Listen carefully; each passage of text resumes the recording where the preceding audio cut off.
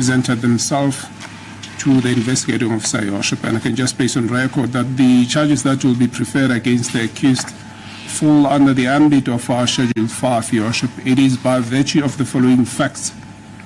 Can I please have the charge sheet, Mr. Mfakabe? Your Worship, the charge sheet is before court already. Oh, The J15. before court. Correct, Your Worship. Let me just check. Oh, I thought it's under this.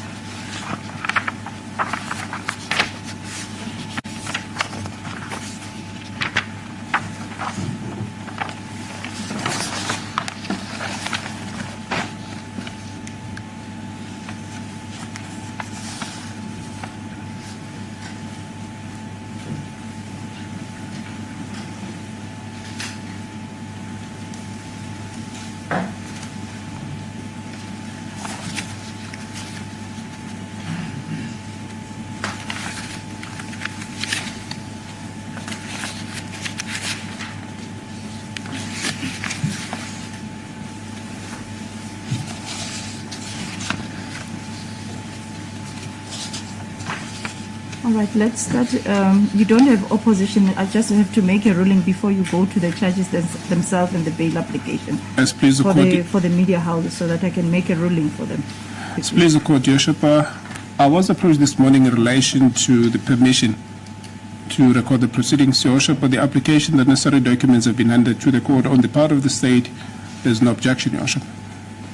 I suppose both my colleagues on behalf of both accused, Your Worship, can then indicate to the court their status in relation to the recording of the proceedings.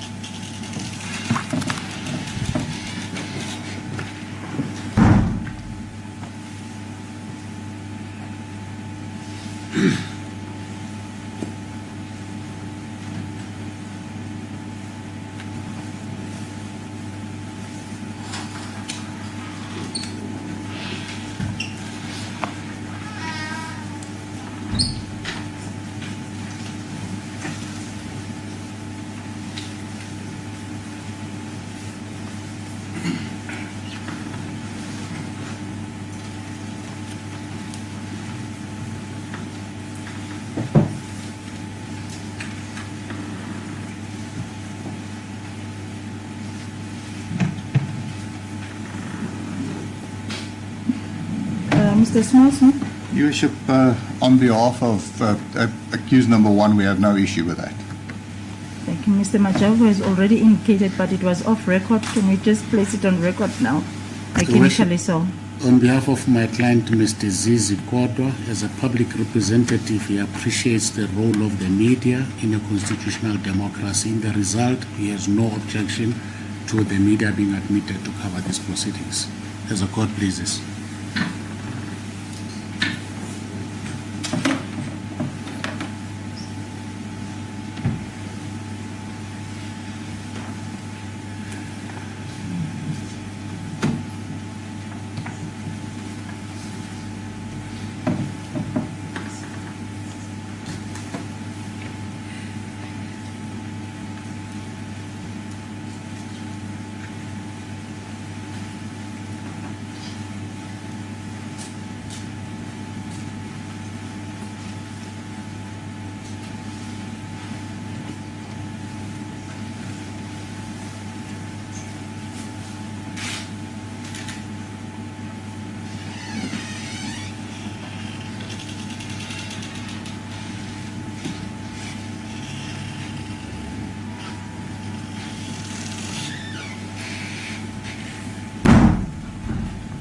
All right, the application for recording of proceedings is granted by this court as prayed for by the media houses.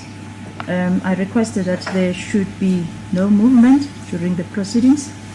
I also request that the equipments or apparatus that you are using should not disturb the mechanical recording that we use in the court. All right. You can start with your.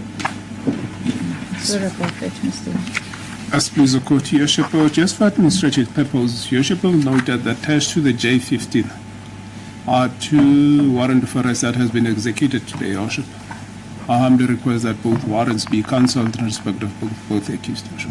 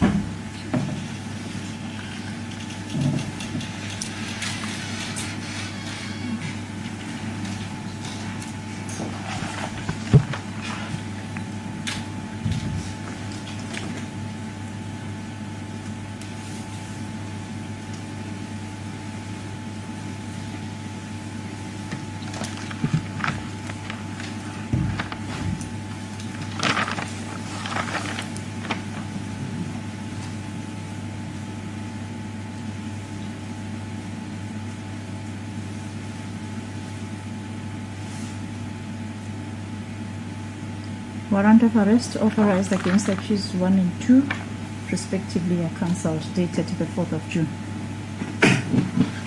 Please, the court, Your Worship. May I then further proceed addressing the court? Your Worship, not only is this the accused first appearance, Your Worship, the charges that will be brought against the accused are as follows. Your Worship will know that the charge sheet that has been attached to the J15 is numbered on the top right of the page. On page 5, Your Worship, of the charge sheet, there's a clear indication in relation to the following charges that will be preferred against both accused. It is contravention of Section 3, right with relevant sections of the Prevention and Combating of Corrupt Activities Act of 12 of 2004.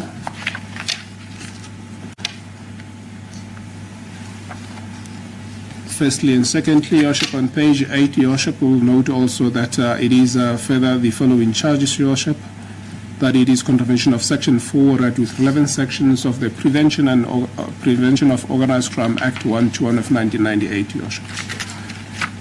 The state submit that the charges that are preferred against both accused, Your Worship, fall within the ambit of Schedule 5. It is because of the following reasons. Page 3 of the charge sheet indicates the amounts that are involved, Your Worship, and the total amount is 1,680,000. And by virtue of that, as well as the fact that the state will be alleging the commission of the offence by common purpose, it is the state's humble submission that the offences preferred against both accused, Your Worship, fall under the ambit of Schedule 5.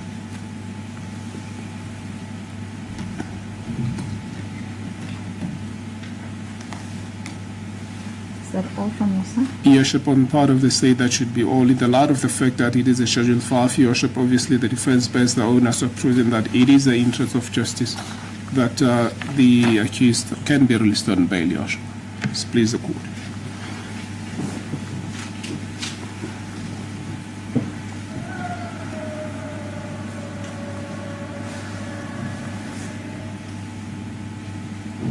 Mr. Smith, let's start with the schedule. Your Worship, thank you. I confirm that I'm in agreement with the prosecutor that this is a Schedule 5 bail application and that you have to be persuaded, ma'am, that the accused can be released on bail.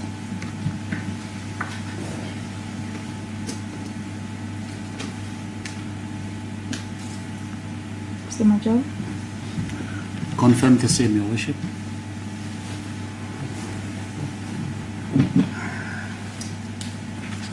the court rules that this matter falls under Schedule 5.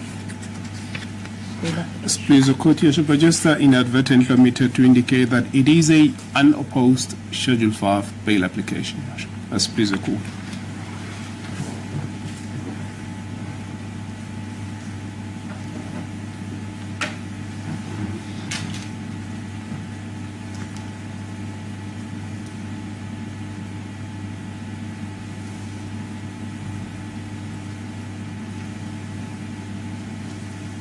Before you start, Mr. Smith, let me just warn the two applicants before court.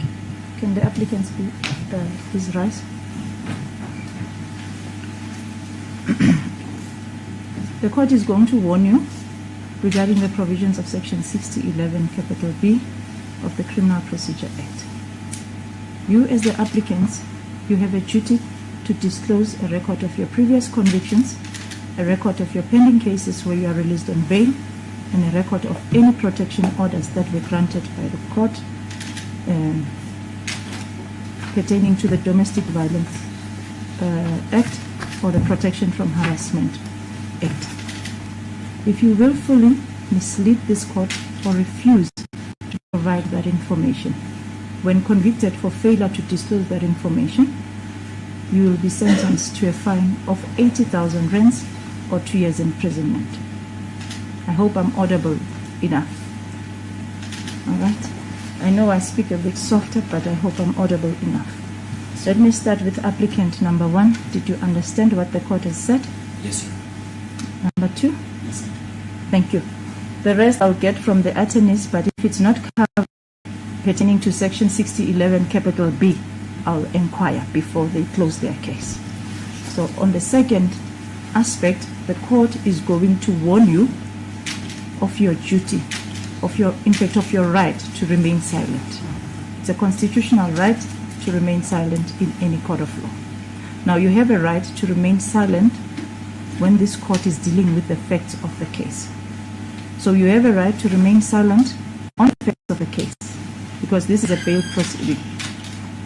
However, if you waive your right to remain silent and disclose the facts of the case, this court is warning you that the evidence presented in this court will be used in the trial court against you and will be presented as a prima facie evidence. Did you understand me? Accused number one? Yes, I understand. Number two? Thank you, may be seated. All right, before you start, Mr. Small-Smith, I just want to record the rights quickly.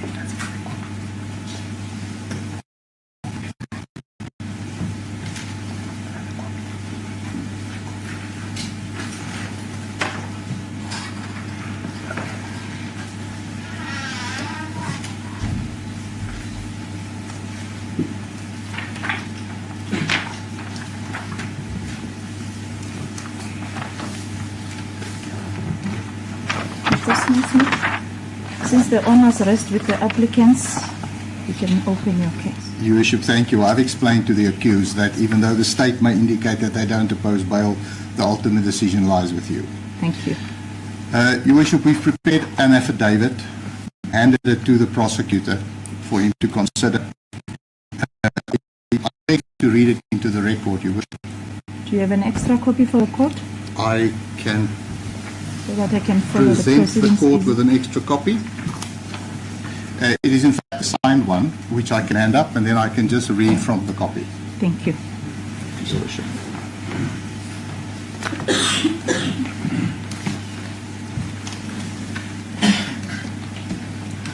Proceed, sir. Your Worship, thank you. In the Regional Court for the Regional Division of Gauteng, held at the Palm Ridge Specialized Commercial Crime Court, in the matter between Gian McKay, the applicant, and the state. An affidavit in support of an application for bail. I, the undersigned, Gian McKay, do hereby make oath and state as follows. I am the applicant in this matter, and this is an application for bail. I'm an adult male aged 47 years of age with the following personal particulars and background. Identification number 760905 510 9087. My identity document may be made available to the Honourable Court during this application. My date of birth, 5 September 1976. My citizenship, I hold dual citizenship of South Africa and Canada. Travel documents, I have a valid South African and Canadian passport, which I have handed to the investigating officer today. I request, however, that I be permitted to travel abroad, provided I get the permission of the investigating officer and the prosecutor. Previous travel or residence in foreign countries. I spent a large part of my youth in Canada, where I went to school and to university. My mother resides there. I returned to South Africa in 1999, and I have no intention of living in Canada or anywhere else. Relatives resident outside of South Africa. My mother and sisters reside in Canada.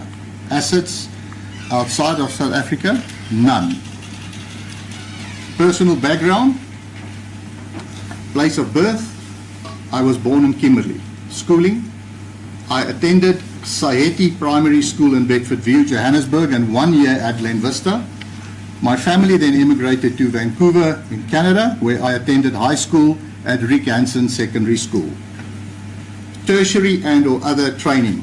I attended UCFV, where I studied economics as part of a Bachelor's of General Studies and computer systems at BCIT. After returning to South Africa, I studied management development, a diploma at UPE and a master's in business administration at the University of Wales through University of Johannesburg. My work history: I worked as a database programmer for a company called MarketLink in Canada. Upon returning to South Africa, I joined Technical Software Systems, where I was the operations director for 3 years. I later set up a company called TSS Management Services, where I was the managing director up until 2012, when I joined EOH Mtombo as public sector executive. I left EOH Mtombo in 2019, and I've since been working at Titan Investment and Advisory. General remarks regarding the background and permanency. South Africa is my home and has been my permanent residence for the past 25 years and will continue to be so.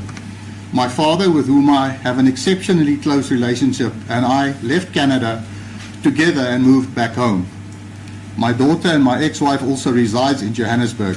I cannot and will not abscond and risk living the life of a fugitive and being unable to spend time with my family openly and freely. Current status: address 74 Culross Road, Bryanston, Johannesburg. The property belongs to our family's trust. Marital status: I am divorced. Dependents: I have 2 dependents. My son from a previous relationship lives in Brazil with his mother, and my daughter lives in Morningside in Johannesburg.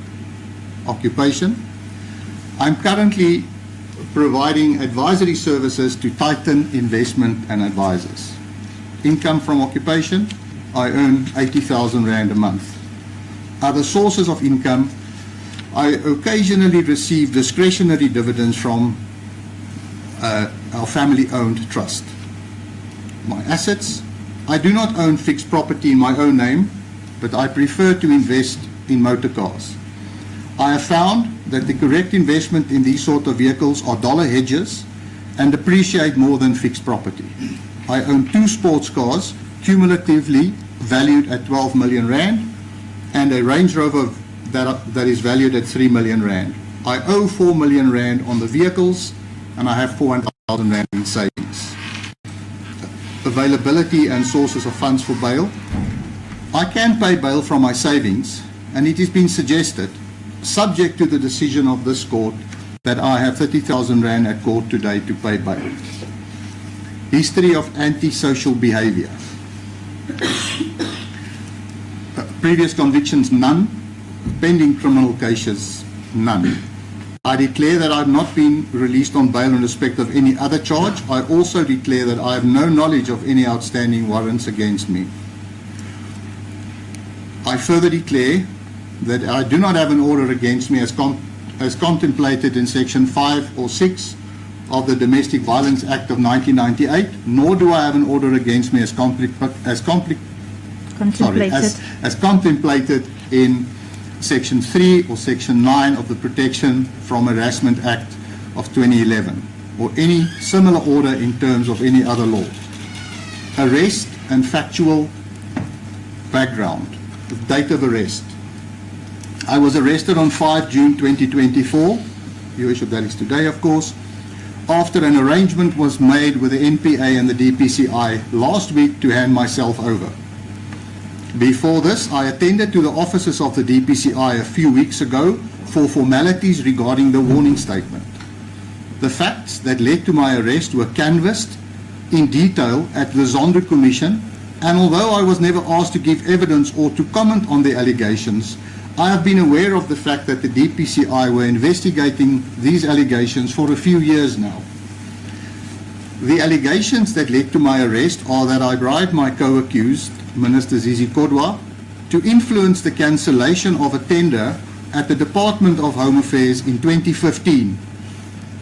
I deny the allegations against me, and I believe that further investigations will reveal that the tender was not cancelled because of anything either I or my co-accused did. I admit that I openly gave money to my co-accused, who is a close friend of mine, when he was not a government official and when he was the spokesperson of the ANC. I have made a detailed warning statement in the matter where I request that the investigating officer take statements from key individuals that would confirm my version, and that the tender was cancelled for valid and lawful reasons and not because of any attempts by my co-accused and or I to have it cancelled. Offences charged with, although I have not seen the charge sheet, I have been informed that I'm charged in terms of Section 3 and 4 of PRECA.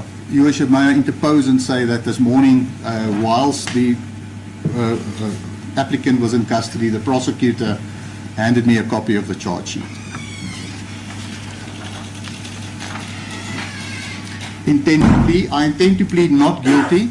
My defence, I've submitted a detailed warning statement to the authorities and deny that the tender was cancelled because of anything I did or asked my co-accused to do. From the information I have, the tender was not only cancelled, but never re-advertised and never awarded to any person or entity, let alone to me or any entity associated to me. Submissions regarding the factors to be considered when deciding whether bail should be granted.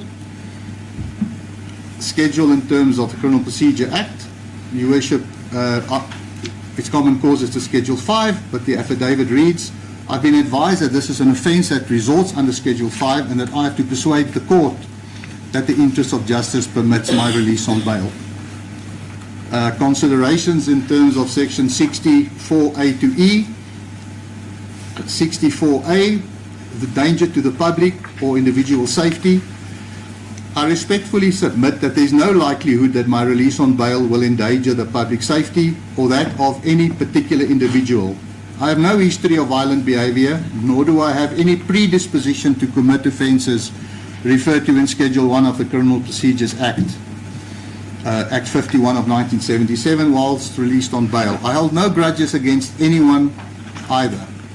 I also will not commit any offences against any person in a domestic relationship as defined in Section 1 of the Domestic Violence Act of 1998, or any offence referred to in the Protection from Harassment Act of 2011. Likelihood of evasion of trial. I respectfully submit that there is no likelihood that I will attempt to evade my trial. I submit that this is evident from my conduct since the inception of the investigation. I have not supplied any false information, nor have I supplied any information, any false information for purposes of this application. I undertake to attend court faithfully on each and every occasion to which this case might be postponed to. I have no intention to live the life of a fugitive. It is very important for me to clear my name. Interference with witnesses or evidence. I do not know all the witnesses as I've not been provided with a list of possible state witnesses. There has not been an allegation that I've attempted to influence or intimidate any witnesses as far as they are known to me. I therefore respectfully submit that there is no likelihood that the subsection is at risk to be infringed upon should I be admitted to bail. Section 4D, the jeopardy to the functioning of the criminal justice system or bail system. I submit that there is no likelihood that this subsection is potentially to be infringed upon should I be released on bail. I have not furnished any false information to the investigating officer, nor have I furnished any false information for purposes of this application. In fact, I have fully cooperated with the authorities and attended previous meetings and handed myself over this morning on their request. In the interest of justice in relation to the right to be released on bail, I respectfully submit that I will be prejudiced in the event that I am detained. I'm not a flight risk and will certainly not interfere in the investigations of this matter and with witnesses. I also urge upon this Honourable Court that should I be detained and refuse bail, I would be prejudiced in the preparation of my defence, and it would have a devastating effect on my personal and commercial life. It is extremely difficult to consult with a legal representative inside a prison, and I have no doubt that my continued detention will seriously jeopardise my preparation for trial. Other relevant factors: the state does not oppose my release on bail, but I fully understand that the court is not bound by that and that the court will have the ultimate say with regards to my freedom. I respectfully submit that the interests of justice do permit my release on bail and that I am therefore entitled to be admitted to bail. Respectfully submit that the court should grant bail to me in an appropriate amount and with such conditions as the court may deem fit. Bishop, this statement was signed a short while ago. The prosecutor has a copy, and may I ask that this be handed up as Exhibit A, Your Worship. Thank you.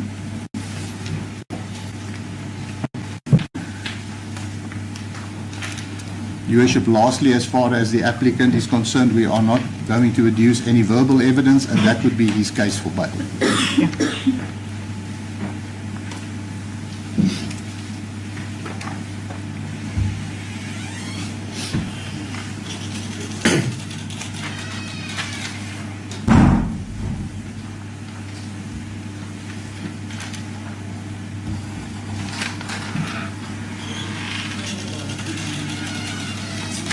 Can you please advise Mr. McKay?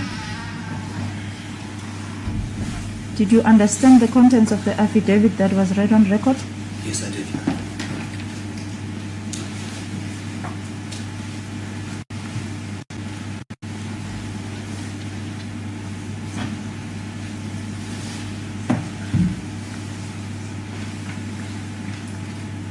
Do you confirm its contents? Yes, I do.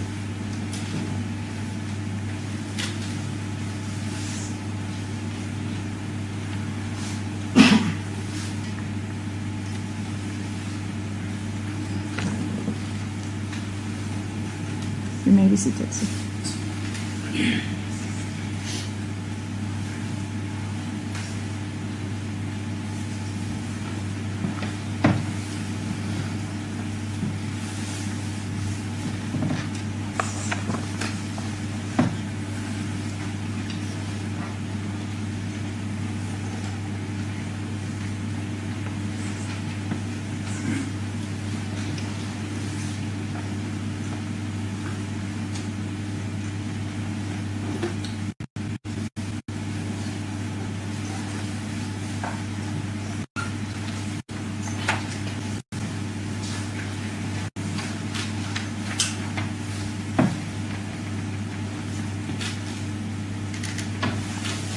The affidavit of the first applicant is marked Exhibit A, and the applicant's case of number 1 is closed.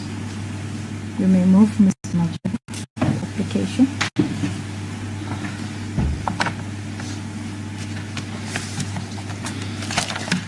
Your Worship, might I take the liberty of handing the original duly signed copy of my client's affidavit to enable the court to journey with me as I discharge the onus that rests on my client. Thank you. Secondly, Your Worship, may I also deal with a few preliminary issues for the sake of completeness. Firstly, Your Worship, I can confirm, flowing from the court's warning of my client, apropos section 6011 capital B, A, Roman figures 1 and 2, that he has neither a previous conviction nor cases pending. Fortunately, we deal with that in the body of the affidavit. What we do not expressly canvass, and I'm indebted to the court, is with regard to the protection order bit. He will confirm that when the court engages with him. But I can gladly tell the court that he does not have any protection order in place. In fact, his beautiful and loving wife is in the gallery today. I can also confirm that from my engagement with the state, this is indeed an application that proceeds on an unopposed basis. That we don't take it. I have explained to my client that the ultimate decision rests with the court. I therefore proceed against that background. The affidavit reads as follows. In the Regional Court for the Regional Division of Gauteng held at the Specialized Commercial Court, Crimes Court in Johannesburg, case number SCCC 37/2024. The matter between Zizi Zizi Kodwa as the applicant and the state as the respondent. Between parallel lines, this is an affidavit in support of a bail application in terms of section 60 of the Criminal Procedure 51 of 1977 as amended, and it reads as follows. I, the undersigned Zizi Kodwa, ID number as stated, do hereby make oath and state as follows. 1. That I am the accused and applicant in this matter, currently employed as a Minister of Sports, Arts and Culture in the 6th Administration in the Republic of South Africa, having been so appointed in March 2023. And prior to that, I was appointed as a Deputy Minister of State Security in 2019. Incidentally, that Parliament has prorogued. I'm an adult male, 54 years of age, having been born on 19 January 1970. I'm a South African citizen, having been born in the Republic of South Africa. I do possess and I'm the holder of a valid passport, including an official passport by virtue of the office I hold. Needless to say, I travel outside of the borders of the Republic of South Africa from time to time as the exigencies of my oath dictates from time to time. My residential address is 154 Epping Drive, Dainfen Golf Estate in Johannesburg. My family and I have been living and ordinarily resident at this house for the past 2.5 years.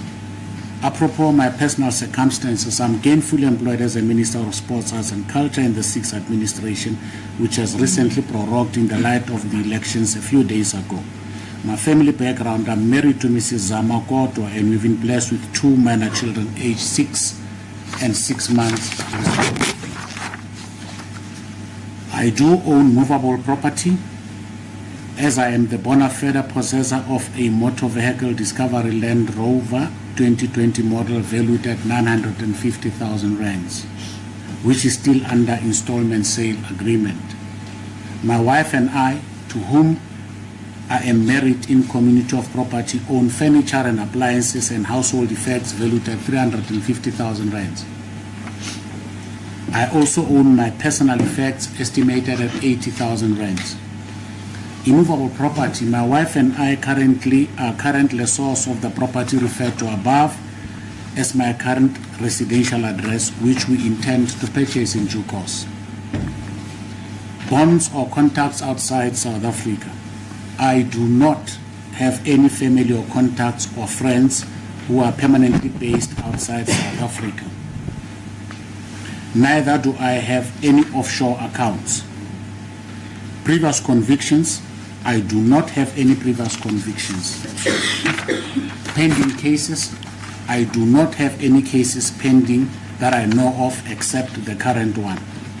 I also confirm that my lawyer has warned me about the consequences of a false declaration in this regard and still stand by the answer I've given herein above.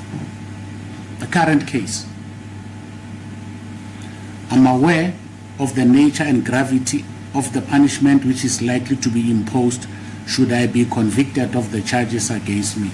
May I interpose to indicate that I confirm that I've only recently been placed in possession of the charge sheet now in court, and I take no issue with that, neither does my client.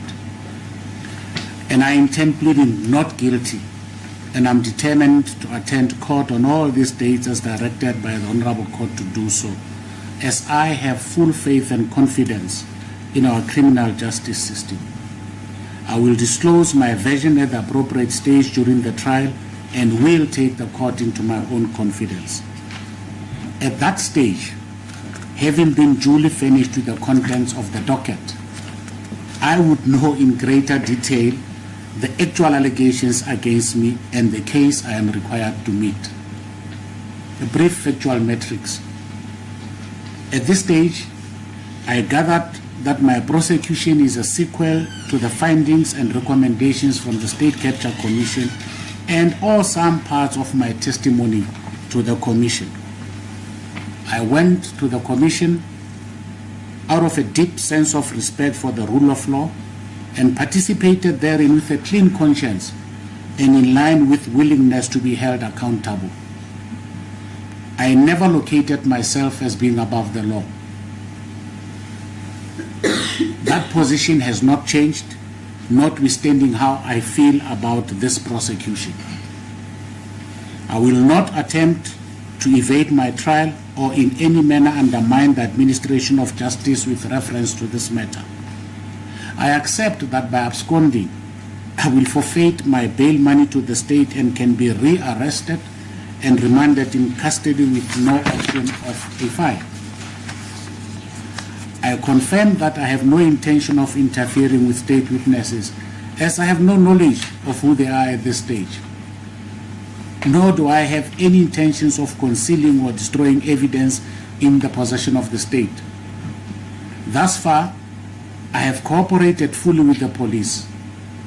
Given the fact that at this stage my legal representatives have not yet had sight of the docket, I am unaware of any outstanding evidence to be collected, and thus less likely to frustrate those efforts. Hence my undertaking not to do so in the future up until the finalization of my trial. I am willing to comply with all bail conditions in terms of Section 62 of the Criminal Procedure Act as amended that this Honorable Court may deem necessary in granting me bail. I am also prepared to hand in my personal passport to the investigating officer should the court so direct. Alternatively, I undertake to notify the investigating officer should I be required to travel outside the borders of the Republic of South Africa. At all material times during my arrest, I cooperated fully with the police. My legal representative was also in direct communication with the investigating officer as well as the senior state advocate who is responsible for this matter. Hence my appearance today as properly coordinated and without any undue delay at my instance. Regarding the merits of this case, I elect to exercise my right to remain silent, save to the extent that I will disclose my defense fully at the appropriate stage of the trial. I'm not privy to the details pertaining to the charges, except for the generalized allegations arising from my testimony at the State Capture Commission. I will be better edified when the state discloses the contents of the docket and a final charge sheet to me, which I am informed will only happen when the investigations are completed. I am also unaware of the identity of state witnesses and thus unlikely to interfere with them or otherwise imperil any outstanding investigation. However, Should the state be prepared to provide me with a list of its witnesses here and now, I will undertake and refrain from making any contact with them. I can afford bail in the amount of 25,000 rands, which I have with me. I have also been advised by my legal representative that the posting of bail is not in and of itself meant to be a punitive measure, but rather a process that is aimed at fairness and equity and ensuring that if admitted to bail, I do not invade my trial. I am also prepared to put up any collateral as may be directed by the court, only should that be deemed necessary. I will certainly suffer an impediment to the preparation of my defense if I'm kept in detention. I humbly request this honorable court to grant me bail in the amount 25,000 rands, as I believe that it will be in the interest of justice that I be released on bail or in any manner as the court might determine. I am also prepared to comply with other conditions which the court may impose. I submit that I'm not a flight risk. Even on the assertions made by the prosecution regarding the circumstances of my arrest, it is clear that I'm not a flight risk. If anything, I was eager to make my first appearance even on an earlier date, and that much the investigating officer can confirm. For all intents and purposes, my conduct thus far is indicative of the fact that I'm a good candidate to be admitted to bail. My roots are deeply entrenched in South Africa, and it is in my interest also to stand trial and clear my name. I have been advised that in terms of the Constitution of the Republic of South Africa, I'm presumed innocent until actually announced guilty by a court of law. I have also been made aware that my imminent arrest has been publicized in various forms of media by those who seem to know more about me than me. For the record, I can confirm that the investigating officer and other law enforcement officers treated me fairly, but no differently. My preparedness to cooperate was made at the first available opportunity. In fact, the investigating officer, Colonel Bojosi, even commended me for the promptness with which I returned his one and only call.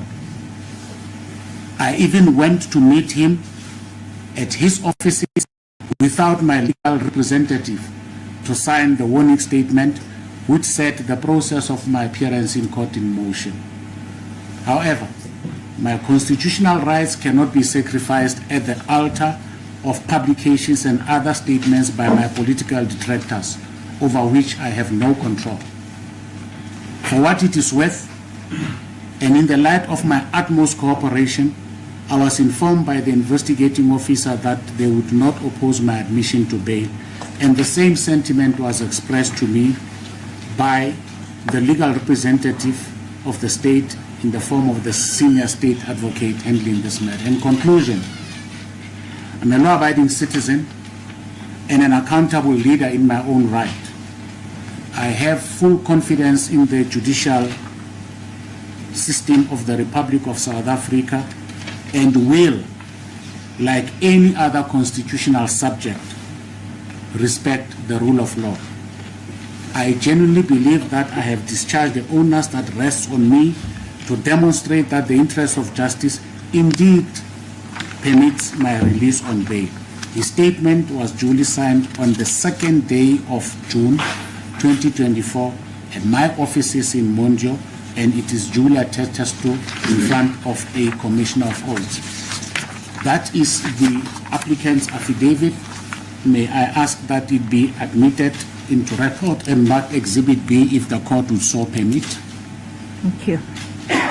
And I confirm that we do not intend to lead any further evidence, oral or otherwise, and that would be the applicant's case. Unless there is any aspect that the court might wish to hear me on, that is our application. Thank you, as the sir. court pleases. Thank you.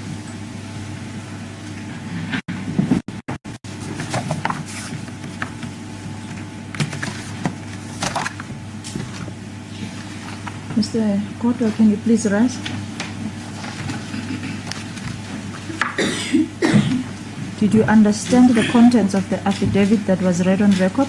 Yes, I do.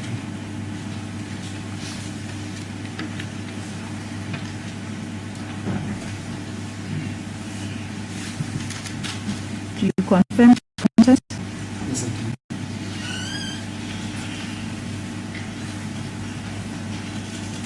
All right, your attorney indicated that you omitted in the affidavit itself to include the fact that are there any protection orders granted against you?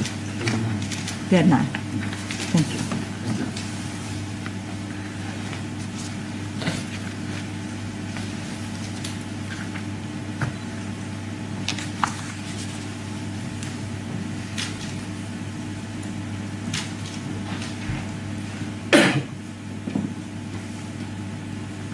You may be seated. Thank you.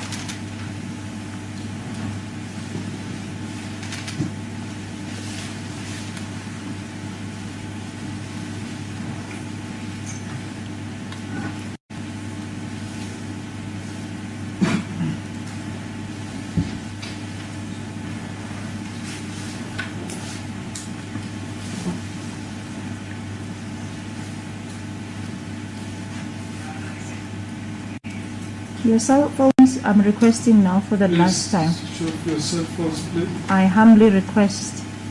We are recording.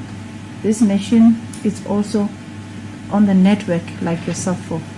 So it can interrupt the recordings. I'm pleading with you, members in the gallery.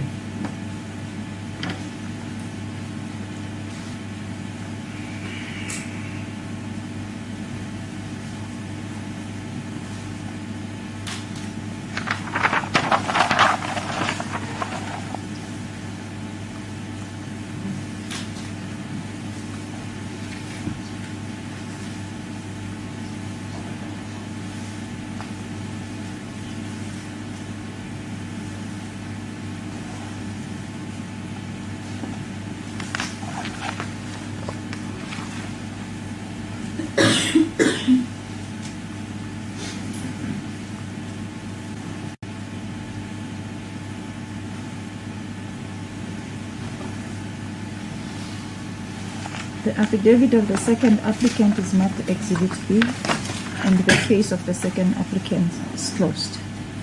I'm handing over to you, Counsel, Mr. Kabi. Please, the court, Your Worship. Your Worship, as indicated earlier, the application is unopposed, Your Worship. And I can just indicate that the respondent, Your Worship, will not be calling any witness to testify viva voce and or presenting any affidavit in relation to this. However, we'll be requesting to address the court from the bar, Your Worship, and with leave of the court, may I Alright. kindly be permitted to proceed doing so, All Your right, Worship. let me just close your case first so that you can address when you're submitting your closing address. I'll permit you to do so. Yes, please, the court, Your Worship. So I'm closing your case now. No evidence orally or documentary by means of an affidavit. Your Worship, indeed, suffice to say that I can confirm that, firstly, in respect of the first applicant,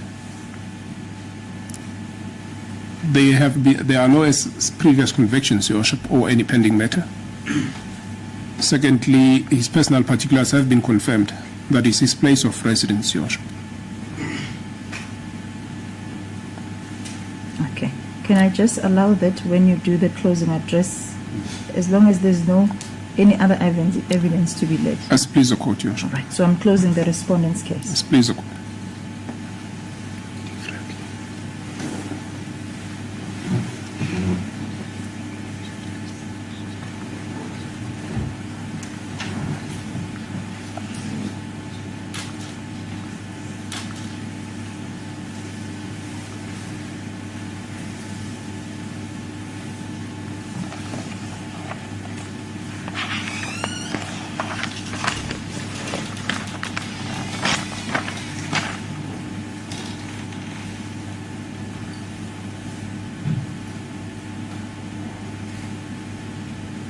Mr. Smallsmith, may I just get your closing address, sir?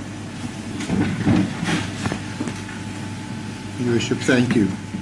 Your Worship, one may wonder why, where the state has no objection to bail and the accused wants bail, that the ultimate decision lies with the court. And the reason for that is very simple.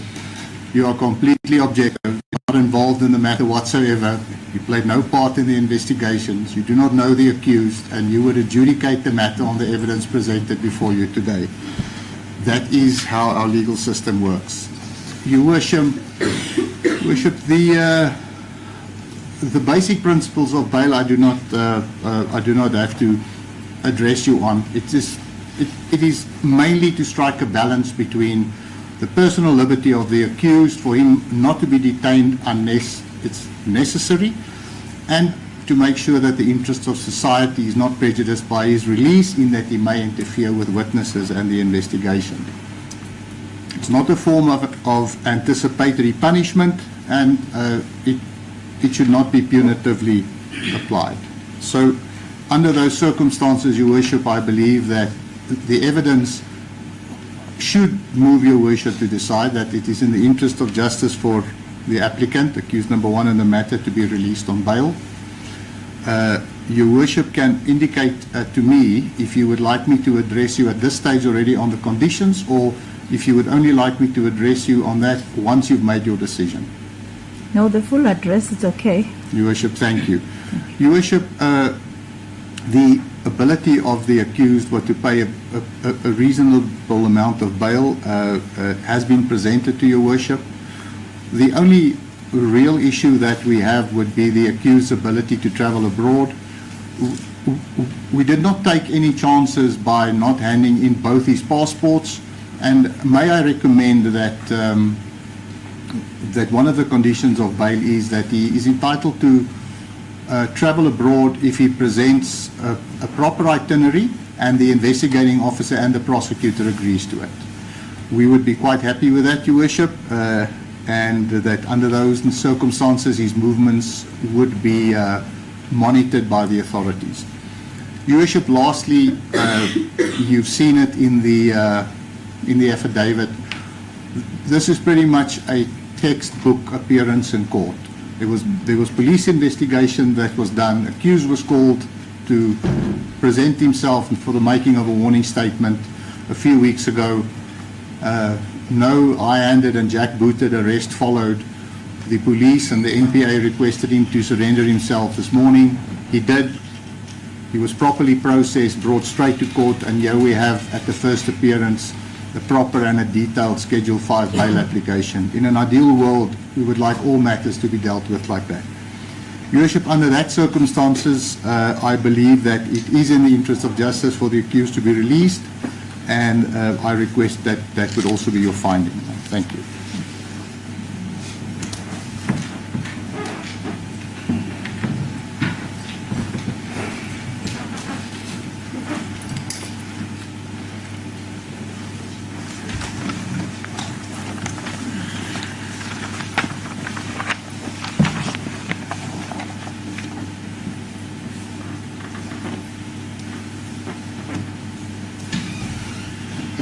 Your Worship, my apologies. There is one very important aspect that I omitted because I only heard it a short while ago.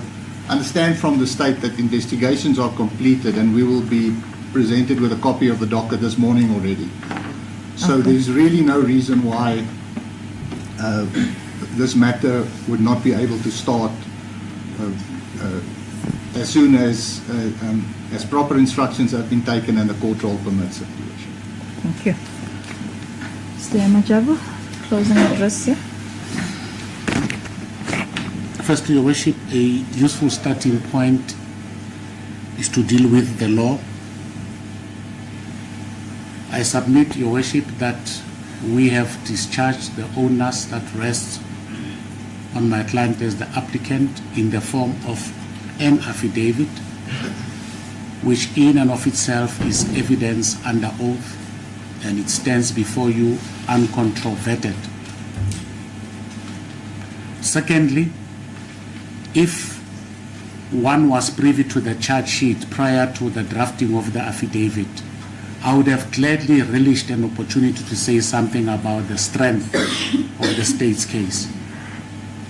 To the extent that the charge sheet was handed to me literally across the table by my learned friend, I beg leave of the courts to just say one or two from the bar, because I do believe that it would be an important aspect that should go into the potpourri of factors that the court will consider, notwithstanding our collegial arrangements that the matter is unopposed. I'm one who doesn't like to leave things to chance. I've had my hand beaten a few times with the NP. Your Worship, it is clear that there is reliance to the principle of common purpose, which I can tell you for free has not even been properly pleaded in the charge sheet. However, to the extent that the state seeks to rely on that, I am simply placing on record that they will be hard-pressed to draw the legal nexus on which a common purpose is pegged with reference to the specific provisions of PRECA. I would have dealt with that in my client's affidavit to demonstrate that all there is a carbon copy of what was said in the Zondo Commission. We'll deal with that when we peruse the content, and I'm glad that it will be made available today. I would have been remiss if I don't touch on that. But having said that, Your Worship, we believe that we have covered all the essential averments that need to be made with regard to the lens through which a court determining a bail application under Schedule 5 must deal with. And there's no need for me to rehash those submissions because they stand unopposed before you. The only last issue to deal with, and I'm latching on to what my learned friend has said, if indeed the investigations are complete, then there is little or no reason for any other form of stringent bail conditions apropos the investigation being imperiled may be attached. However, we do not say that the court is not at liberty to impose any other conditions as the court might deem fit. However, to the extent that the court might be, and pardon me for being futuristic, inclined to give a condition with reference to the contact of state witnesses, I think now it may be opportune for the state, when he's on his feet, to then say, these are the witnesses that we would like you not to make contact with, because it is no longer a secret, because the investigation is complete and will be given a content of the docket today. If we don't deal with it in that manner, Your Worship, we run the risk of being back here to deal with a possible application for the variation of a bail, and I'm saying it collegially and with respect. That's the one thing. The second thing, Your Worship, you will note that in the bail affidavit, we deliberately state clear of saying anything about the official state passport. That does not belong to my client as of right. He can be recalled to confess. He might not even be a minister beyond these proceedings, and therefore, by operation of law, that particular passport must go back to the state and it be destroyed. So we are not being disingenuous when we elected not to say much about it. And of course, with regard to his personal passport, our offer still stands. If the state feels that they need it for whatever reasons, we'll gladly hand it over, provided that in the event he were to be required to travel for personal or whatever means, as a non-flight risk, we believe that he should be entitled to have that opportunity to travel be availed to him. Lastly, and this is on strict instructions, regardless of what you decide, Your Worship, my client has instructed me to firmly place it on record that he does not locate himself above the law. He does not. It is unfortunate because he's a politician, which is a matter of public record, that anything that pertains to his rights is even violated by those who are supposed to protect his rights. It's not for the court to have any ruling to be made on this, but I am under instructions to say, at the first available opportunity, one phone call by Colonel Bujosi, he was raring to go and he went to see Colonel Bujosi earlier than what he would have intended.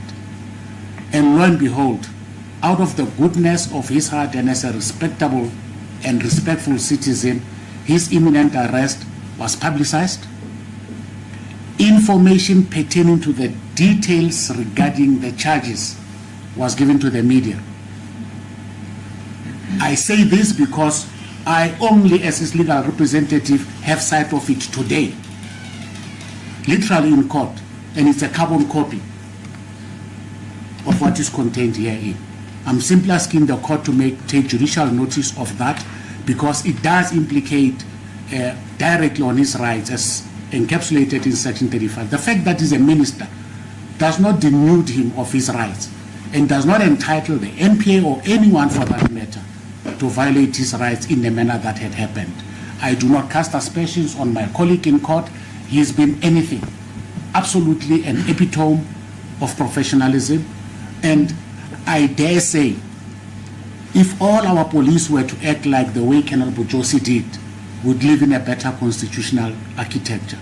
He has been very professional in the manner in which he dealt with my client up until his appearance, all culminating in a point that says he is by his own conduct a candidate to be released on bail.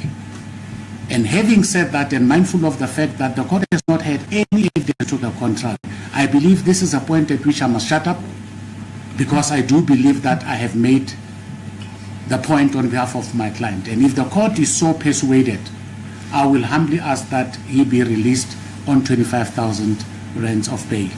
If there is any other intended conditions that the court is thinking of imposing, I'm ready to deal with those considerations while I'm on my feet. Other than that, Your Worship, I am indebted to the court and my colleagues for the indulgence. I do believe that Mr. Zizi must be sent home. Thank you. As the court pleases. Thank you, sir.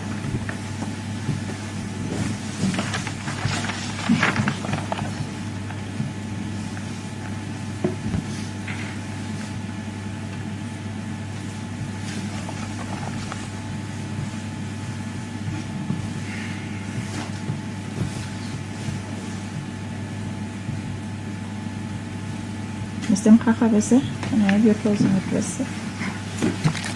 As please the court, Your Worship. As indicated earlier, it is an unopposed Your Worship bail application.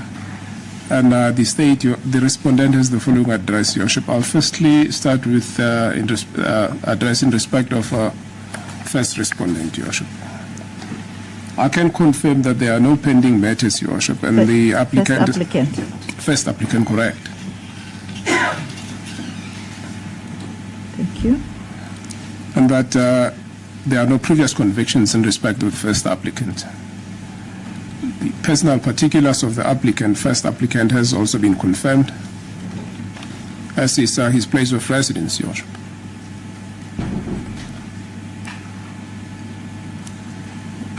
The manner of arrest of the first applicant, Your Worship.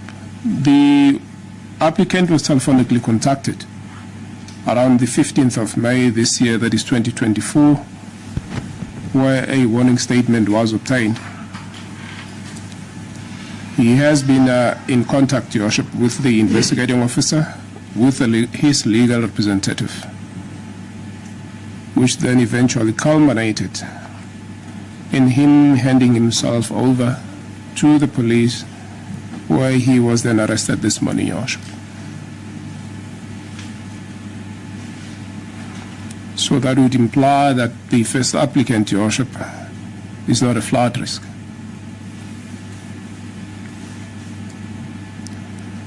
I'll then proceed to deal with the provisions of Section 60, subsection 4, in relation, firstly, to the interference either with witnesses and or investigations. I can confirm and place on record that investigations in this matter have been completed. So there's no fear whatsoever on the part of the respondent or //state that the first applicant, Your Worship, will interfere with other state witnesses and or investigations. As indicated earlier, investigations have been completed, Your Worship. I can further confirm that the first applicant's 2 passports are currently in the custody and or possession of the investigating officer, Colonel Bojosi, Your Worship.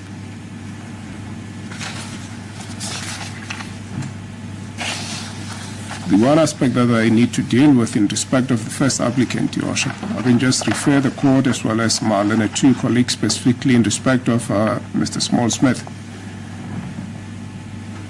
Your Worship will know that the affidavit have been numbered at the bottom right, and I'm specifically referring to paragraph 1.3.1, which will be on page 2.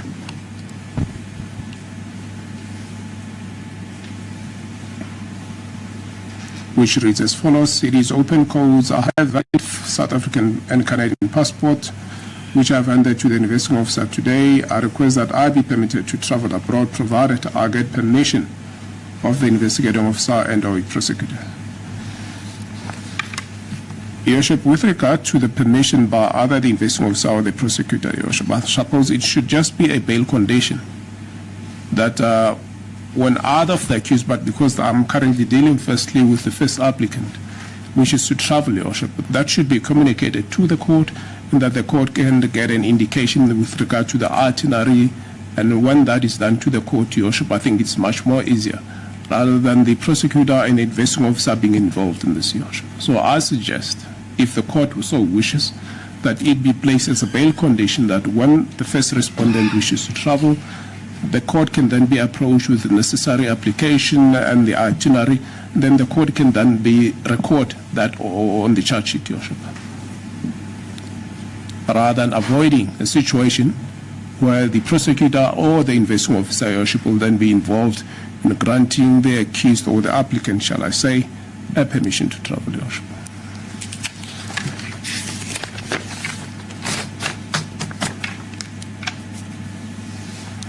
The other aspect, Your Worship, that I think I needed to touch on, Your Worship, is in relation to the warning statement, Your Worship. It is correct that a warning statement has been obtained in respect of the first applicant, Your Worship. And that will, however, be dealt with at a later stage in respect after the remand of this matter. The quantum that has been suggested by my colleague in respect of the first applicant is 30,000. The respondent has no objection that the quantum, Your Worship, can be fixed if the court grants bail at the requested amount of 30,000. Your Worship.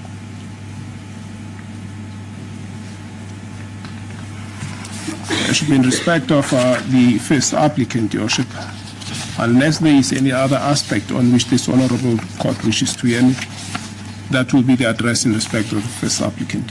Nothing further, thank you. Nothing further, correct. Yeah. All right. I'll deal, Your Worship, with leave of the court, and I'll proceed dealing with the second applicant, Your Worship.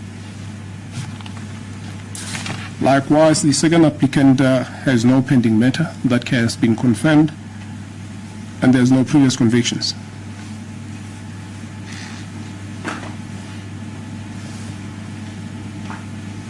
Personal particulars of the second respondent has been confirmed, that is his place of residence.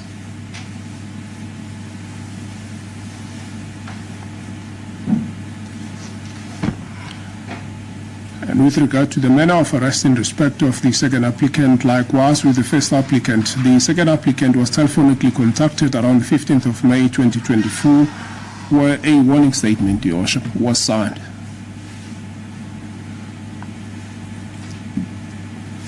That would speak to the fact that he has been aware in relation to the investigation and the existence of the matter, firstly.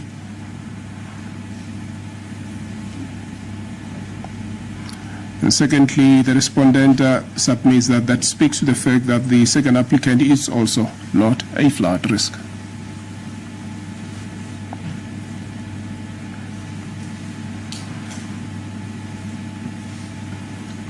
The respondent has already indicated to this honorable court that investigations in this matter are complete. And with regard to the provisions of Section 60, subsection 4 of the Criminal Procedure Act, the respondent has no fear whatsoever that second respondent will either interfere, firstly, with investigations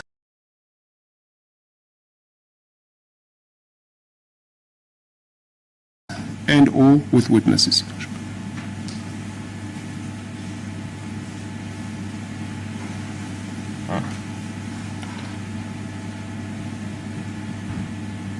Your Worship, the respondent can also confirm that the personal passport of the second respondent is currently in the custody and or possession of the investigating officer, Your Worship.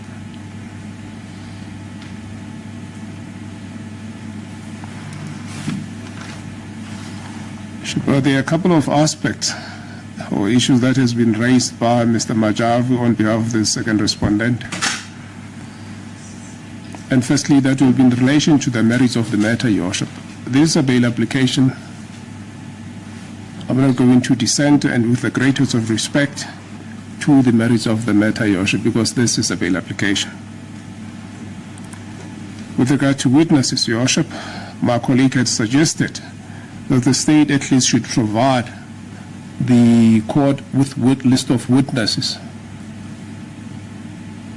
which the state intends to call, so that at least the second respondent can know, and by extension the first respondent would know who the witnesses are in this matter, Your Worship.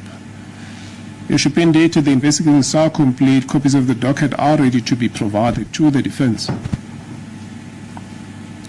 The state, as indicated earlier, has no fear whatsoever that any of the witnesses or either of the applicants before court will interfere with witnesses, Your Worship.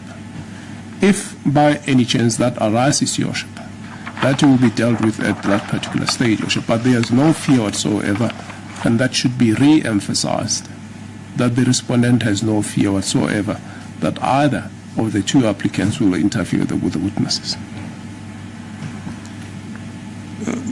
The issue of passport that has been raised by Mr. Majavu, Your Worship, it's already been dealt with. It is the personal passport of the second applicant is currently in possession of the investigating officer, Your Worship. And likewise, the issue of traveling, if he wishes to do so, the second respondent, Your Worship, it would only be appropriate, Your Worship, as I've already indicated with regard to the first respondent, that by extension be applicable to the second respondent, that when the bail condition should then be ordered by the court, that when the second respondent also wishes to travel, the court be approached with the necessary application, with the necessary itinerary, and the court will then make a decision in respect to that particular application, unlike, as indicated earlier, that either the state or the prosecutor or the investigating officer should decide or be advised about the possible traveling abroad of either of the applicants.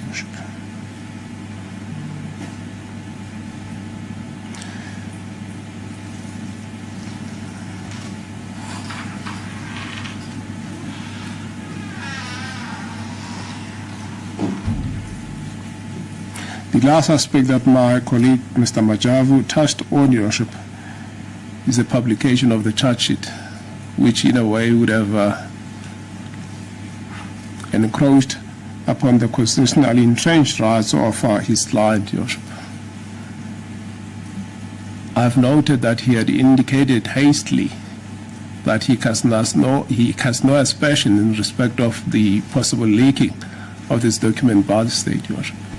I can clearly indicate, Your Worship, that I only gave or provided both my colleagues this morning the charge sheet.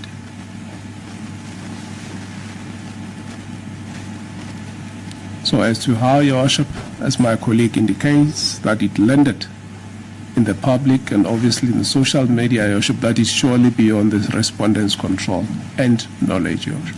That I can categorically state, Your Worship.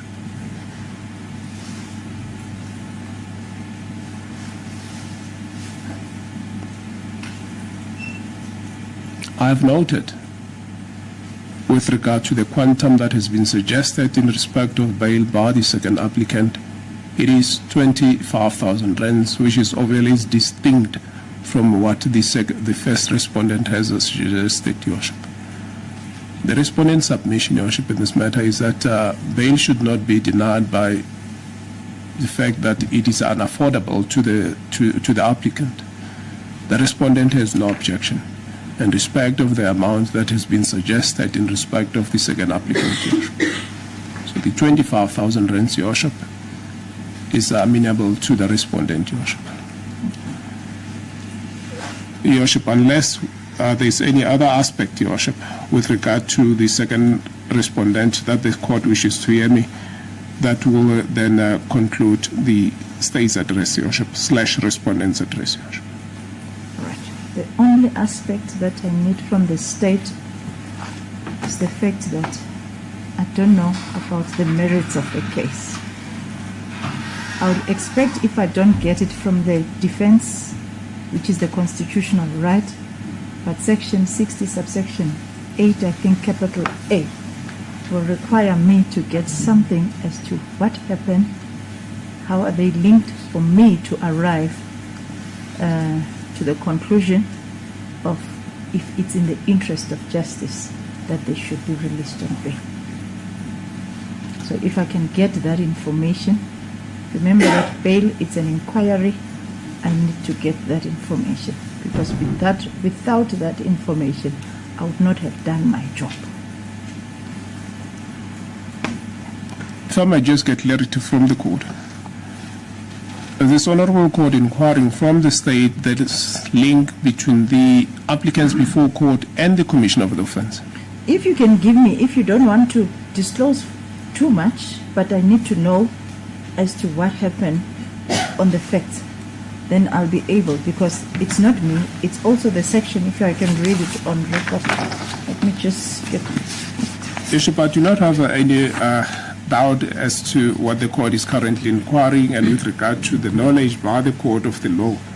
Suffice to say that I can just indicate at this stage, Yeah. the charge sheet is attached to the J15, Your Worship, and there are facts in relation to the preamble to the charge sheet, Your Worship. So it is currently common knowledge, Your Worship, and that will be in respect of the preamble to the charge sheet from paragraph 1 until paragraph 12, Your Worship, clearly indicates the basis or the cracks of the charges that are preferred against both applicants before court. All right, should I read it as it is, or the state does not want to read that part for the record's sake? Then I'll Your Worship, limit myself to paragraph 1 to paragraph 8 of your charge sheet. it currently forms part of the record, Your Worship. But if the court is amenable that the respondent should read it into the record, Your Worship, I may then proceed doing that, Your Worship. Please do. Thank As you, please the Mr. court, Your Papa. Worship. Your Worship, I will then proceed. I will dispense the reading of the top portion of the charge sheet, Your Worship, and I will then proceed reading from paragraph 1. Thank you, sir. It is the general preamble to the charge sheet, whereas at all relevant times to the charge sheet, point 1, Enterprise Outsourcing Holding is a holding company duly incorporated according to the laws of the South Africa with a registration number 1998/0146669/06 and registered address at EOH Business Park, Gilonis View, Osborne Lane in Bedford View. 2. EOH is one of the largest information, communication and technology companies in Africa, and Stephen van Koller is the Group Chief Executive Officer. At the time of the commission of the offense, Your Worship, that should be emphasized. Thank you. Paragraph 3. Technical Software System P2R Ltd, in brackets TSS, is a private company duly incorporated according to the laws of the Republic of South Africa with the following registration number 1997/004051/07. And 4. The directorship of TSS has changed over time and between the period 23rd of October 2012 and the 18th of September 2013. Accused number 1 was the director of TSS. According to the records of the CIPC, on the 6th March 2015, and the 5th of March 2017, email correspondence was forwarded to to accused 1 as the representative of TSS regarding the notification that the annual returns of the aforementioned periods were due. Point 5, TSS operates in an ABSA bank account with the following account number. It's 4079003128. The signatories of the said bank account are Daniel Colin Keith McKay and accused 1. Point 6, accused 1 further operates a personal bank FNB bank account with the following account number 622333888439, in respect of which he is the sole signatory. Point 7, accused 2 is a member of the African National Congress ANC in brackets during the period January 2014 and December 2017. Accused 2 was employed as the national spokesperson of the ANC. 1.8. Accused 2 operates an ABSA bank account with account number 4079757032, in respect of which he is the sole signatory. 1.9. State Information Technology Agency, COCT Ltd, in bracket CITA, is a state-owned company charged with the responsibility of IT services to the government, with its registered address as follows: 459 Tsitsa Street, Erasmus Kloof in Pretoria. Point 10. On a regular basis, CITA invites private entities to a tender process as service providers where CITA does not have the capacity to render the specified IT services. Point 11. For the period April 2015 to February 2016, accused 2 received the following direct payments and luxury accommodation paid by and or facilitated by accused number 1. Your Worship, that is contained in the schedule. I'm not sure, should I read that No, or leave dispense with the schedule reading, out. Your I Worship? think we're all aware of the schedule contained in the charge sheet. So we dispense with the reading thereof, Your Thank Worship. you. Dispense with the reading of the As schedule. feasible. I'll then proceed reading on paragraph 12, Your Worship. Proceed, sir. The direct payments and luxury accommodation as set out in paragraph 11 above, paid by or facilitated by accused 1, to and on behalf of accused 2, waive ratifications as defined in section 1 of the Prevention and Combating of Corrupt Activities Act 12 of 2004 for the interventions by accused 2 in a government procurement process to advance the interest of accused number 1, TSS, and EOH.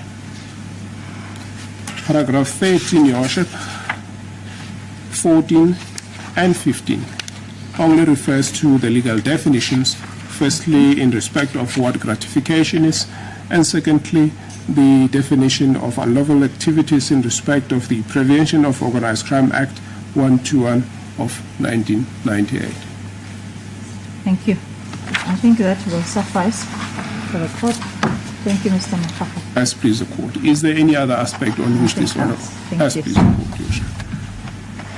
If there's any reply to the address of the state from the defense, I will allow you to do so. Your Worship, I'll be brief. It seems as if the only issue here is what do we do in the event that the applicant wants to travel overseas. May I say he's got no plans at the moment. May I also say that my suggestion that the police and the prosecutor has to approve it is because of the fact that their stance on bail is that it's an unopposed application, and you've heard their view on the unlikelihood of the applicant running away, if you'd excuse the colloquialism. Why I did not recommend that you should have a say on that, ma'am, is because it is going to create unnecessary legal fees and quite a bit of effort for everyone to come down to court in a matter where the police and the prosecutor has already expressed their view. However, you're in charge of the proceedings, and if you would like to monitor from the bench the movements of accused 1 and accused 2, I will have no issue with that. But from a practical point of view, I'm very confident that I can leave the yes or no's in the hands of the police and the prosecutor.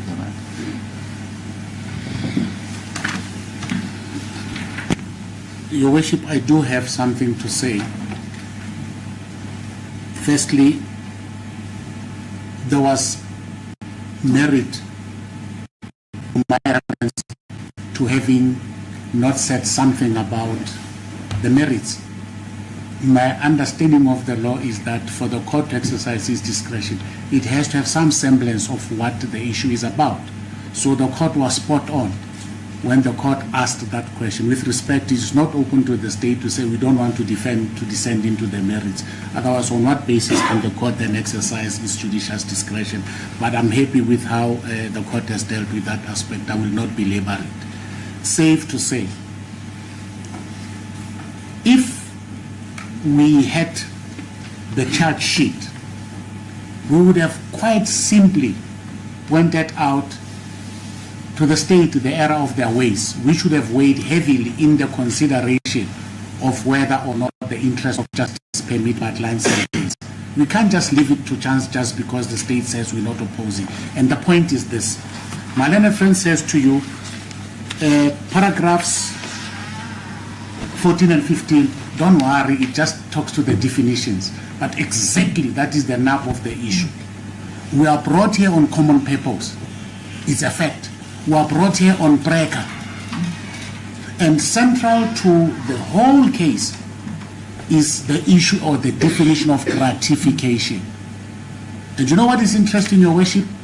You look at what the allegation that has been read into the record is about who paid who and the schedule that we omitted. And my client is described as an ANC official, a spokesperson, Noha. Not in government, no indication in the preamble as they are required to do by law, not because Majavu says so. What is the nature of the gratification of an unlawful nature from a non-government official? And as a matter of fact, the ANC is not even co-accused here. That is why I refer to it. But that's an issue about which we'll fight in the trial court. But there was moment to that submission. The issue with regard to the suggestion that the court should monitor the movements, with respect, it is unmeritorious. It is going to be an abuse of the already strained judicial resources. In instances where the state says, no, both of them are not flag risks. In fact, they handed themselves over. So on what basis can it be suggested that a court must then be drawn into administrative aspects? I do not leave it, like my learned friend says, in the hands of the court. I strongly submit that the court should stay clear of that arrangement. If one thinks of it practically, we are all practitioners here. When a legally trained person says an application to the court, it presupposes a formal application on notice. Now, and that application must be adjudicated to by a judicial officer. What dispensation in the Criminal Procedure Act makes provision for that? I'm simply saying, in all politeness, that we are overburdening the judicial system. There is absolutely no mischief that can be said to be sought to be avoided by the imposition of that condition. I therefore humbly urge the court to rather, if the court is so inclined, leave it at saying the applicants, certainly on behalf of my client, he must do no more than notifying the investigating officer. He does not have a direct link with the prosecutor for that matter. It is for the investigating officer to liaise with the prosecutor who's managing that particular docket and to say, I intend traveling, here is my itinerary. Ordinarily, the courts don't get involved in those extracurricular arrangements. Why now? Why now? I ask rhetorically. So I stand by my submission that if the court is inclined to go in that direction, I didn't even realize that the passport was already handed over.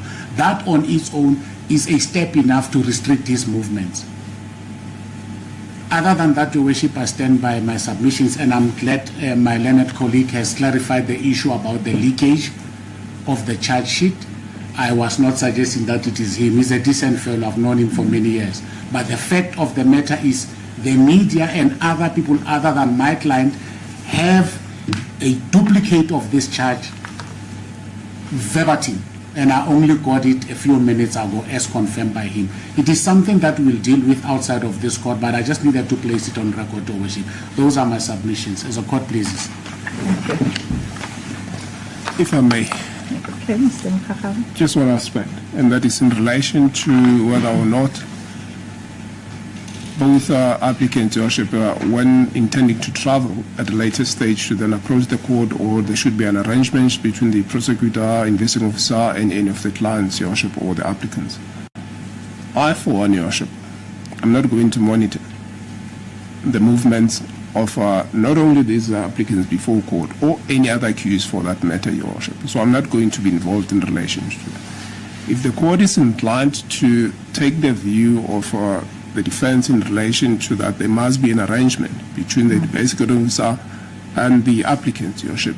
That may be so, Your Worship, but the respondent is not going to get involved in that. Hence, there was a suggestion that let it be on record, Your Worship, and that it forms part of the bail condition, Your Worship. I understand the legal fees and implications that are involved in bringing an application or for any other appearance, Your Worship.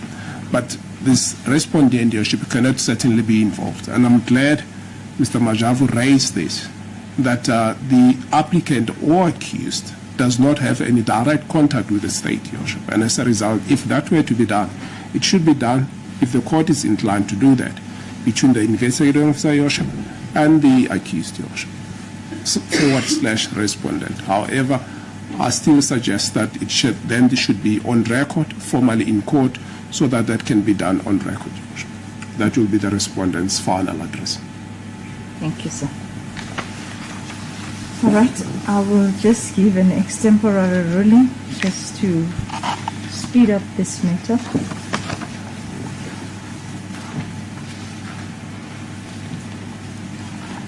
I'll ask the applicants to rise.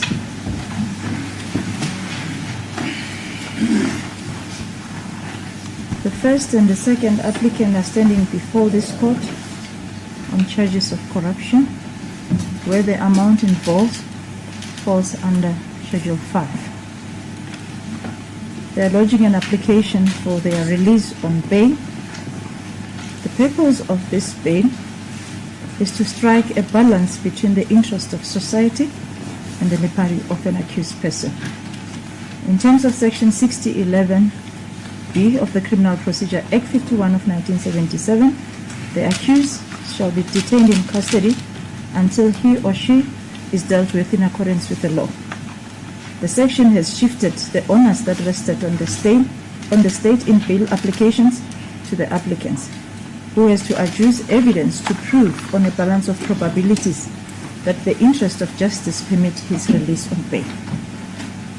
To consider what is in the interest of justice, the court is guided by the factors listed in Section 60, subsection 4A to E, which are listed as follows: where there is a likelihood that the accused, if released on bail, will endanger the safety of the public or any particular person, or will commit a Schedule 1 offense, or where there is a likelihood that the accused, if released on bail, will attempt to evade his or her trial, or where there is a likelihood that the accused, if released on bail, will attempt to influence or intimidate witnesses, or to conceal or destroy evidence, or where there is a likelihood that the accused, if released on bail, will undermine or jeopardize the objectives or the proper functioning of the criminal justice system, including the bail system, or where, in exceptional circumstances, there is a likelihood that the release of the accused will disturb the public order or security. The court has to weigh the interest of justice against the right of an accused to his or personal freedom, and in particular, the prejudice such accused will suffer if bail is refused. In doing so, the court will be guided by the factors listed in Section 60, subsection 9, that is A to G. Bail is a constitutional right of an applicant. Section 35, subsection 1F of the Constitution provides that everyone who is arrested for allegedly committing an offense has the right to be released from detention if interest of justice permit, subject to reasonable conditions. In the matter of S versus Owesome, 1991, Volume 2, SACR, page 805, and cited with approval in Nell and others versus S, 2018, Volume 1, SACR, page 76 to Jake.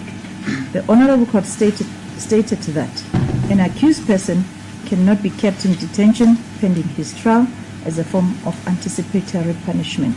The presumption in law is that he is innocent until his guilt has been established in a court.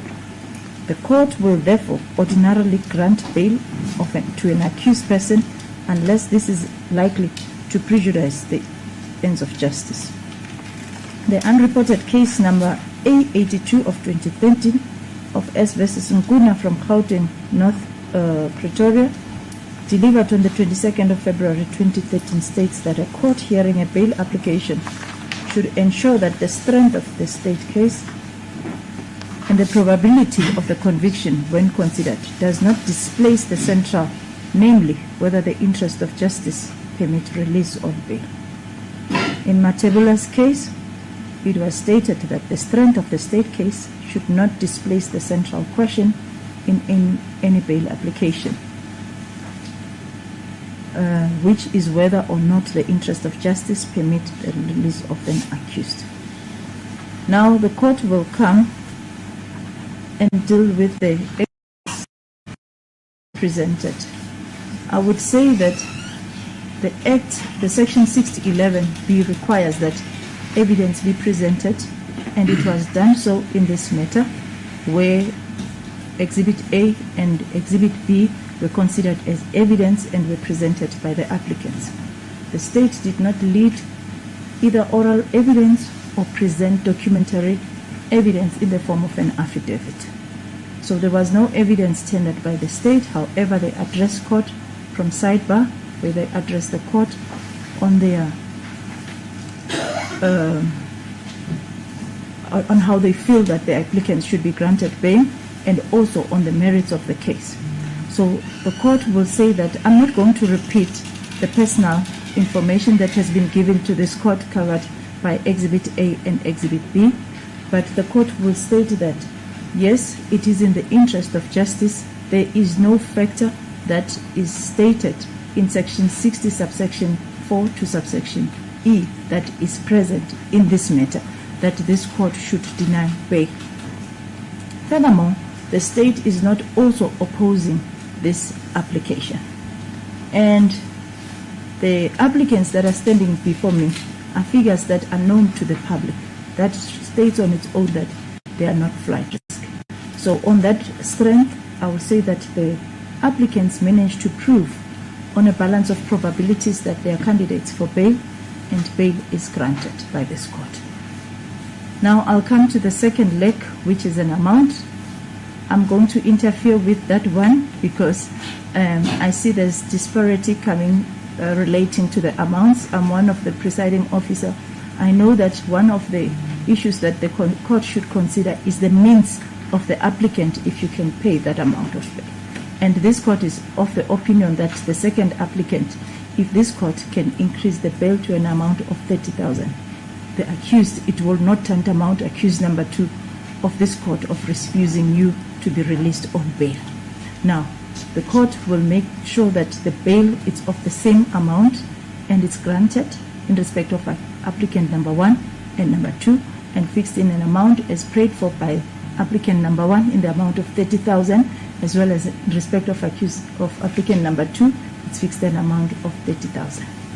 Now I'm coming to the condition. The first condition is that first and second applicant make sure that you attend court on every date, time and venue that this matter is postponed to until it's finalized.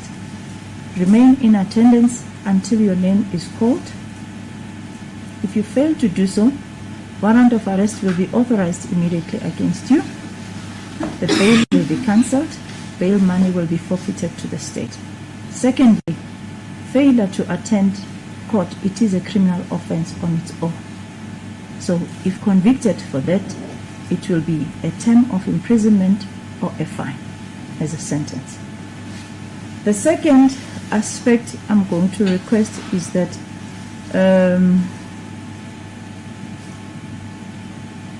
it pertains to the passports. I agree that the passports which I have been handed to the investigating officer, probably I'm talking about the personal passport, I don't have any issue regarding the one of the state pertaining to applicant number 2, because that one falls away the moment you lose the position. So on the personal passports, will be kept with the IO till finalization of this matter. All the personal passports that you have, applicant 1 and 2.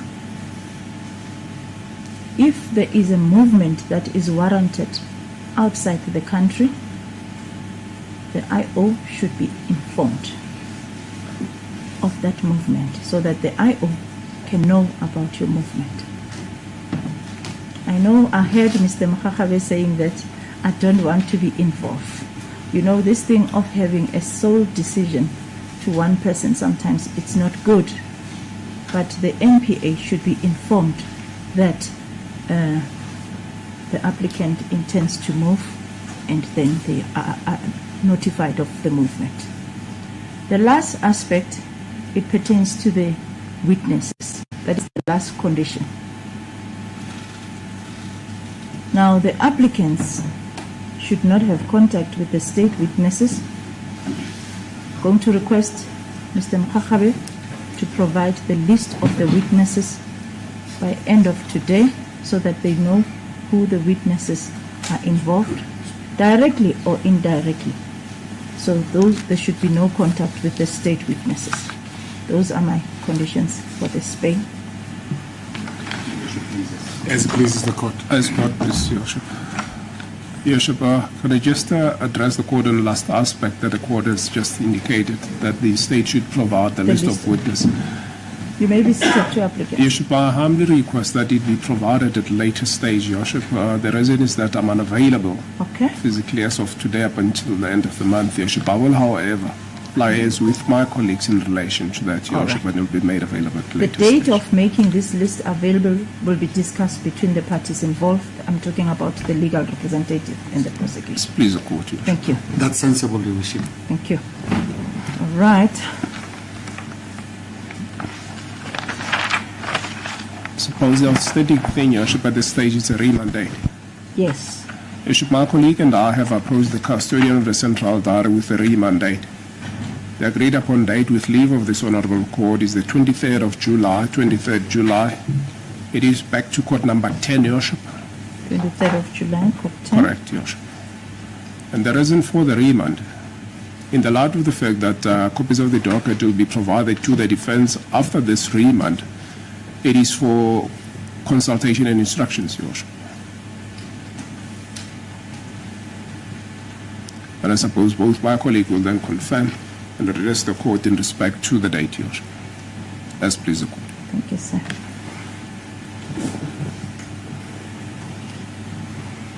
Mr. Smith? Your Worship, we've agreed to that date in advance, and we will collect the copies of the docket now, and hopefully on that day, if all the pre-trial issues have been finalized, we'll be able to postpone for trial, Your Worship. Thank you. Your Worship, I confirm the suitability of the date. I also confirm that my learned friend on behalf of the state has indicated that the investigating officer is in a state of readiness to give us hard copies of the docket today. And on that basis, between now and the next date, we should engage with regards to all pre-hearing matters so that we don't overburden this court unnecessarily. So if the docket is made available, it's all systems. Thank you. As the court pleases.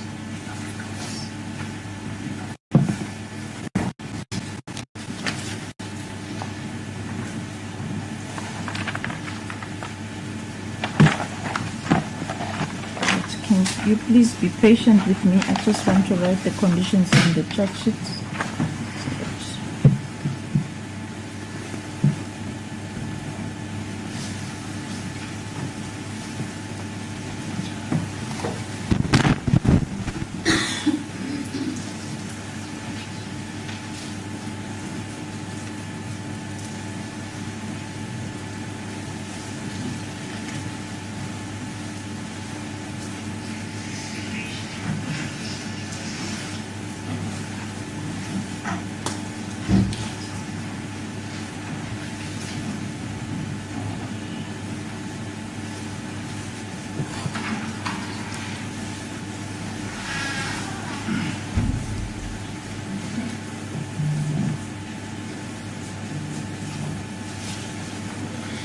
Your Worship, may I beg the leave of the court to approach? You can do so.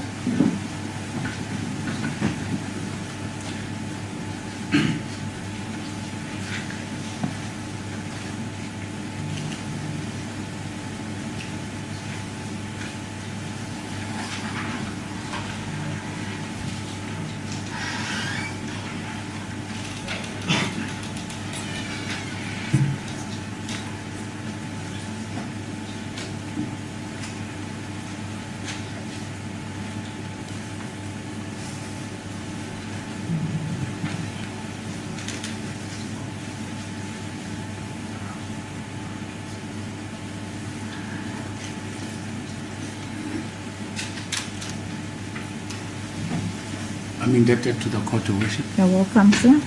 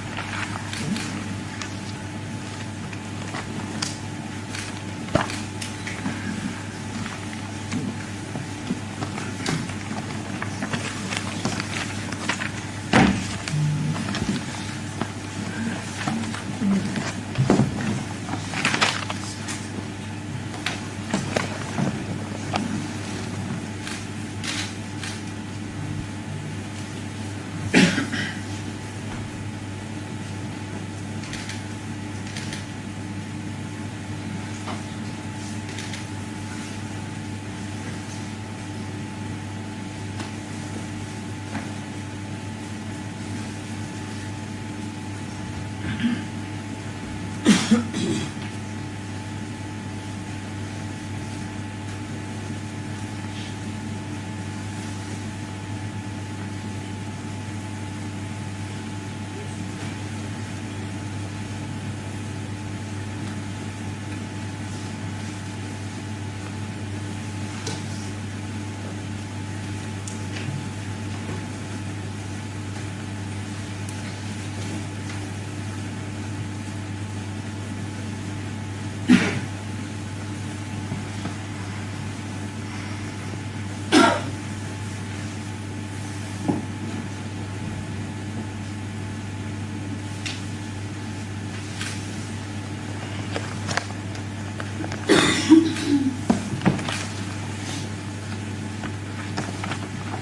you please rise the two applicants?